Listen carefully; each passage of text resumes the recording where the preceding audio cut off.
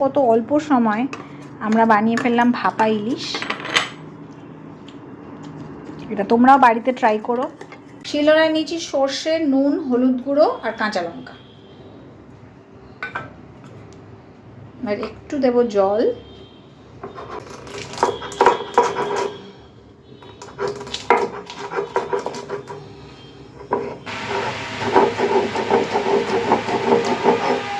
ইলিশ করার জন্য মাছে ফার্স্টে নুন হলুদ মাখিয়ে নিলাম। এবার এই বাটিটার মধ্যে আমরা ভাপে বসাবো।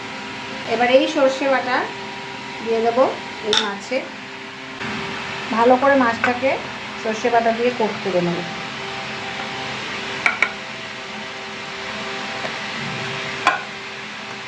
দেবো একটু সর্ষের তেল।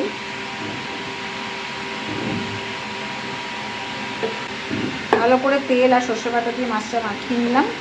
এবার ঢাকনাটা দিয়ে এমনভাবে চাপতে হবে যাতে কোনো টাইটভাবে জিনিসটা লেগে যায় এবং কোনো ফাঁক ফোকর না থাকে। এবার নেব প্রেশার কুকার, তাতে নিয়ে নিয়েছি জল। বাটিটা বসিয়ে দেবো জলের ওপর, এমন যাতে জলটা বাটিটার নিচের দিকে থাকে। প্রেশার কুকারে ঢাকনা আটকে দেবো।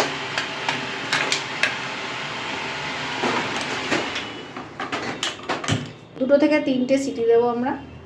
এটা তৈরি হোক। তিনটে সিটি হয়ে গেছে, তাই গ্যাস করে দিয়েছি বন্ধ। এবার এটা ভাপে থাকবে বেশ কিছু। প্রেশার কুকার আমাদের ঠান্ডা হয়ে গেছে, এতক্ষণ ভাপে ছিল। এইবার প্রেশার কুকারের ঢাকনাটা খুলে এইবার আমরা ভাপের বাটির ঢাকনাটা খুলব।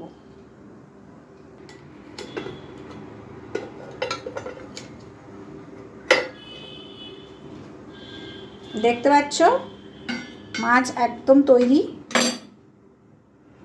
কতটা সহজে ইলিশ ভাপে তৈরি হয়ে গেল দেখলে। মানে সত্যি কথা বলতে কি, সর্ষে বাটাটা ছাড়া এতে সেরকম কোনো কাজ নেই। সর্ষে বাটা করে মাছের নুন তেল হলুদ সর্ষে বাটা লাগিয়ে বাটির ভেতরে ভরে জলে স্টিমে বসিয়ে দেওয়া, দ্যাটস ইট। মাছটা যেহেতু ভাজা নয়, একটু নরম, তাই সাবধানে তুলতে হবে।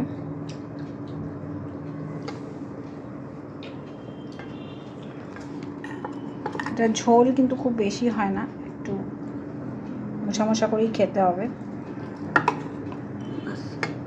বাস, মাছটা কি ভালো তৈরি হয়ে গেছে ভেতর থেকে।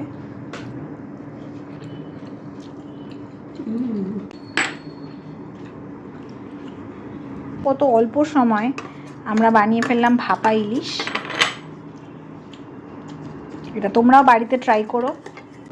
ওকে, চলো দেখা হবে নেক্সট ব্লগে। বাই।